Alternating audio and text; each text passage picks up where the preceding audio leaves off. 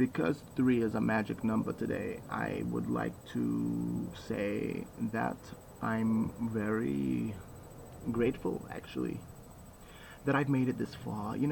Because, look, life, except for those who have died, is a very long, long, long, long, long, long, long process that is basically eternal.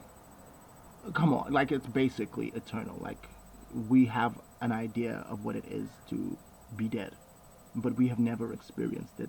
We have not experienced finality of this body, personality, this thing that we know. I don't even know if like it's possible. Like we may have forgotten everything about ourselves. Maybe that in that way we have died. We may have lost so much of our ego. We may have taken some drugs and taken some experiences that have just completely wiped our sense of self to the gutter. But I'm I'm also saying that we just have not experienced the thing that we are so deeply afraid of, but have no rational, reason to be afraid of. We have not experienced it. Even everything from mutilating your guts and and cutting yourself from like a fish, everything from that to like taking a simple pill or dying on a car accident or heart attack or your plane drops on your head. It's not been experienced, it's not been felt, it's been assumed, it's been imagined, it's been like created by the mind, or not even the mind, but created by like some something that is not even of like your calling, like your forward thinkingness, like cannot even begin to. It's almost like this game. It's like this activity, when you can close your eyes and you can like if you open your eyes and observe something in the room, for example, like the glasses, and then close your eyes and see those glasses again, like imagine them, like conjure them. You know what I mean? And so now do it. Look at the glasses, see the glasses, and now look somewhere else and conjure the glasses into your mind without closing your eyes. It's that kind of activity that we're doing, where everything that is has this faint layer, this like silky, like I don't know what the word is, but it's like viscous. Like I'm thinking, you know what I'm thinking of right now? I'm thinking of Anaxinamoon. I'm thinking of that scene in The Mummy. The Mummy returns, yes, and Anaxinamoon, who is like the wife of the Mummy, is brought back to life, or she's being brought back to life, and you've got this spirit moving towards this inanimate body, like the body of Anaxinamoon, waiting for the spirit to return into her.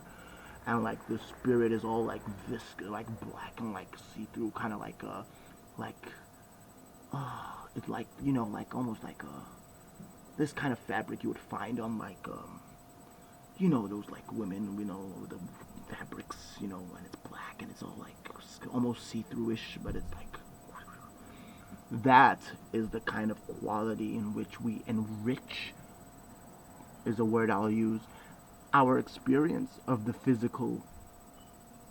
And what I mean by that is everything exists. But when we look at a flower or a tree, we may consider thinking or not thinking. Flower, tree. We may consider thinking or not thinking. I can speak to this, or I can give it attention, or I can mow it down, or I can drive it. It's like everything has been layered with the rules. Never mind. Everything has been layered with the rules. Rules. And rules. And and it's like, I'll just say it one more time. Rules. So everything has like rules, but the rules don't show up, like they might on a video game or something. Like, oh, like this is what you do. You click on this person and then you have a conversation. Like there are no like markers, but those markers are there. They are practiced markers that have been assimilated. They have been regurgitated. They have been they have you have done a fine job of really like maintaining these learned things that when you look at a man in pink shorts, you think he's, yeah, like you look at him and you say like that shouldn't be a thing, that should not be a that shouldn't exist. Like it doesn't make sense for a man to be wearing pink shorts. Two things have been assumed: that it is a man and that he should not be wearing pink shorts. I'm speaking specifically to everyone, actually. I'm not even talking to those who are so accepting of people. No, I'm talking to every single person, like under the skin, under the depths even. You will find the truth of the fallacy, which is that we have accepted so much, and no, we're not even we continue to do nothing about the things that we have accepted to be true. And so we see something and we say with conviction, that is not the thing. That is not the thing. That is not the thing. Listen, as I speak, I can hear myself championing chaos. I can hear myself speaking on behalf of the dark forces that wish to tear the entire world into, tatters of sin, and, people running around naked on the streets, which I don't personally think would be a terrible thing to happen. That would be a revolution. Can you imagine? Can you just imagine everybody naked on the streets?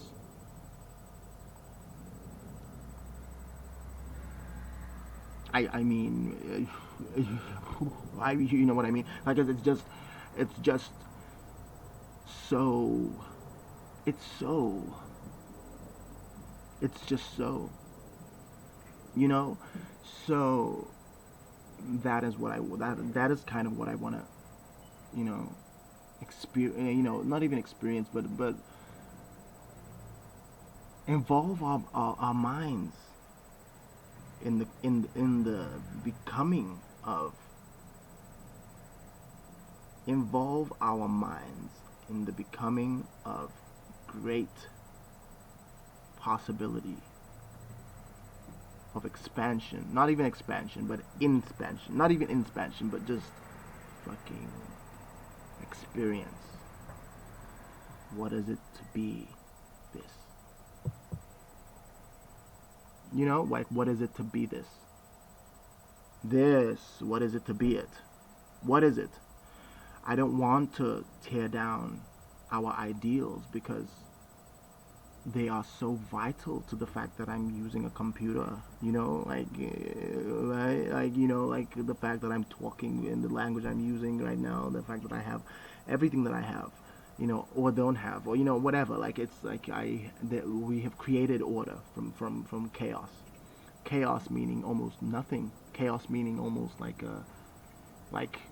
a whole jambalaya of material, and we have gone, okay, this, and that. Okay, great. We have made a road, and we have decided that on this road, cars are to drive, people are to, walk on the sides, and there's to be no kissing. See what I did there? There's a whole fluidity of things that just happen in that little scenario. The road was created. People were created on the road. When did it become a rule? Oh, it's not a rule. Oh, okay. So why does it feel uncomfortable to kiss on the road? Well, people are moving on the road usually.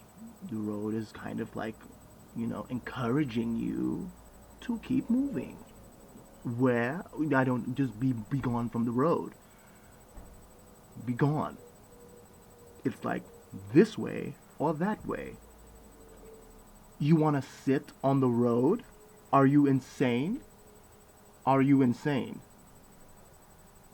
You want to sit on a road. I I I I would think that you have something going on. You are either depressed, probably not. I would probably think you are rebellious to anything. You just don't want to do it. You just don't want to do it. I won't go there. But you just don't want to do it. And so what I'm saying here is that we encourage the rules. We encourage the rules, and it doesn't even have to be like I encourage the rules. It can just be a frown, and the frown is true. It's not evil, it's not this or that, or it is what it is. It comes from experience of what you've experienced on roads. And now you see someone sitting, it's like something happens. What is that thing that happens? That is for all of us to continue to figure. It's for all of us to continue to ripen ourselves to the fruits of knowing what on earth is going on.